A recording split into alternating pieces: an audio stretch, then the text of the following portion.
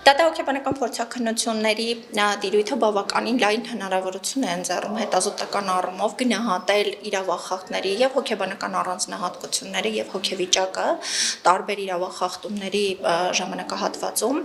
Հետևաբար ունենք բավարար հիմքեր գնահատելու, թե ինչ հիմնական երկու ուղղությամբ ուշադրություն դարձնելու խնդիր կա մեր առջև դրված։ Ես թերևս կառանձնացնեի անձանց անպատժելիության զգացողության հնարավորինս կանխարգելման եւ այդ ուղղությամբ միջոցներ ձեռնարկելու խնդիրը, որպեսզի յուրաքանչյուր անձ որպես քաղաքացի յուրաքանչյուր օրենքով սահմանված խնդրի հետ կապված, իրավիճակի հետ կապված ունենա հստակ գիտակցում դրա կարգավորումների մեխանիզմի վերաբերյալ եւ այդ իրավագիտակցությունը դառնա մեր հասարակական մտածողության հիմքը։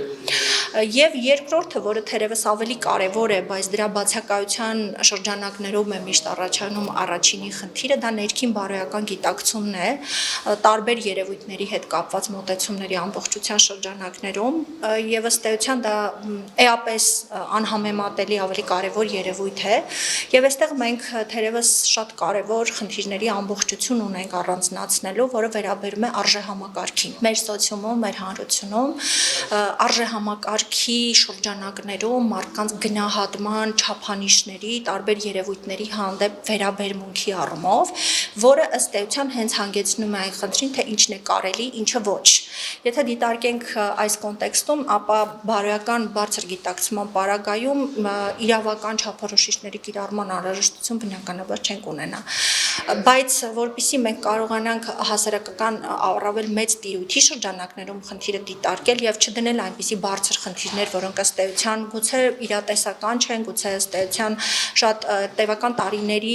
փորձ եւ համապատասխան ճկուն միջոցներ եւ գործուն քայլեր են ենթադրում, ապա ես ամենաշատը կառանձնացնեի այս երկու հիմնական խնդիրների միաձուլված ընդհանրական կարգով իրագործման անհրաժեշտությունը։ Այսինքն այս երկու առանձնահատկությունների տիրույթում է, որ եւ կրթական համակարգերի եւ իրավապահ մարմինների կողմից համապատասխան փոխհամագործակցության, այստեղ թերևս ամենակարևորը շեշտադրեմ, բովանդակային աշխատանքային ընթացակարգի շնորհիվ կկարողանանք հասնել այնպիսի իրավիճակի, որ առաջացած խնդրին կլինի պատշաճ արձագանք, պատշաճ իրավական գնահատական, բայց դրա նաեւ հիմք կհանդիսանա համապատասխան կանխարգելիչ միջոցների եւ այդ փորձառությունը օգտագործելով նաեւ այնպիսի մշակույթի կրթական միջավայրի ստեղծման, որ յուրաքանչյուր քաղաքացի դեռևս մանկական տարիքից կունենա մտածողության մակարդակում այս խնդիրները իր մեջ բացառելու ներքին կուլտուրա, ոչ թե դրա պատժից վախենալու հնարավոր բոլոր միջոցներ, որտեղ երբ խնդիրը պատժի տիրույթում է լինում, հաճախ նաեւ առաջանում է մտածողության մեկ այլ տարբերակ, ինչպես փորձել որոշակի զանցանքներ կիրառել այդ պատժից խուսափելու համար, ինչպես կարողանալ ջրից չորս դուրս գալ եւ կարողանալ ցույց տալ, որ այս իրավակարգավորման տիրույթում իմ կատարածը հանցանք չէ, կամ այս իրավակարգավորման տիրույթում ես ունեմ այս մեղմացուցիչ հանգամանքները։ Ըստ էության բովանդակային առումով արժեքային տիրույթում խնդիրների լուծման շրջանակներում մենք անհամեմատ առավել բարձր որակական ցուցանիշ կարող ենք ապահովել եւ բացառել նմանատիպ խնդիրների առկայությունը։ Դատահոգեբանական փորձաքննություն իրականացվում է նախաքննության կամ դատաքննության այն փուլում, երբ արդեն որոշակի տեղեկություններ են հավաքագրվել, անձը արդեն որոշակի հարցաքննությունների է մասնակցել, առերես հարցաքննությունների այդ թվում, եւ հետեւաբար որոշակի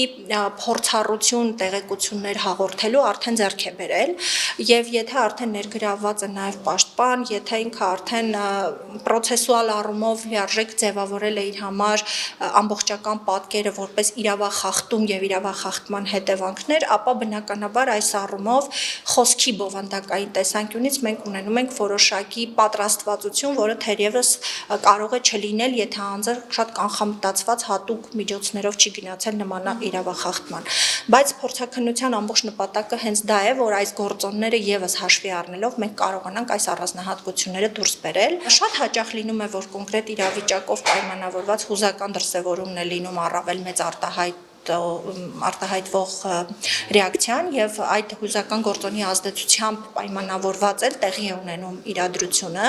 սակայն դրանք շատ ավելի փոքր թվաքանակ են կազմում, բայց այստեղ նաեւ շատ կարեւոր է շեշտադրել այն հանգամանքը, որ նույնիսկ եթե հոգեվիճակն է դառնում պատճառ, ակունքային առումով տվյալ անձի անձնային առանձնահատկությունները, ճգնաժամային իրավիճակում վարքի ձևերը,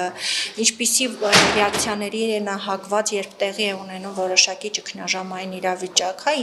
ինչպես կարող է նա վարվել, սա արդեն խոսում է անձի մասին։ Ի վերջո, իդեալական պայմաններում բոլորը շատ բարի են, բոլորը շատ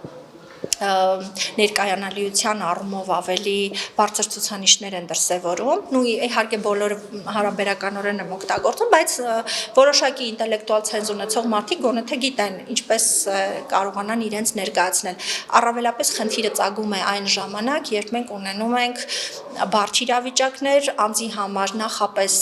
ոչ կանխամտածված, որոշակիորեն իր համար անկանխատեսելի իրավիճակներ, որտեղ դրսևորվում է անձի այն խորքային անձնային առանձնահատկությունների եւ հակազդման ամբողջությունը,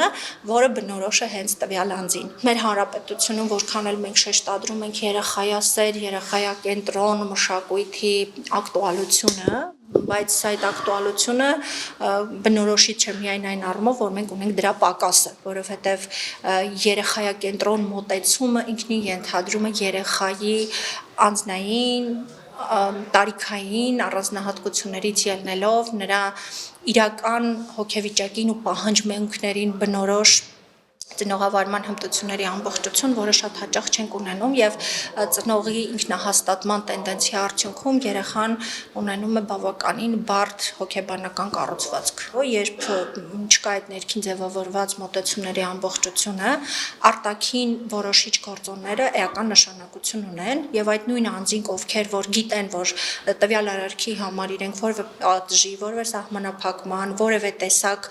ազդեցության չեն ենթարկվելու եւ դա չի կանխվելու, իրենք հակված են նման գործողության, հետևաբար այո, դա նաև պետական քաղաքականության համար կարևոր նշանակություն ունեցող հենակարային սկզբունք է,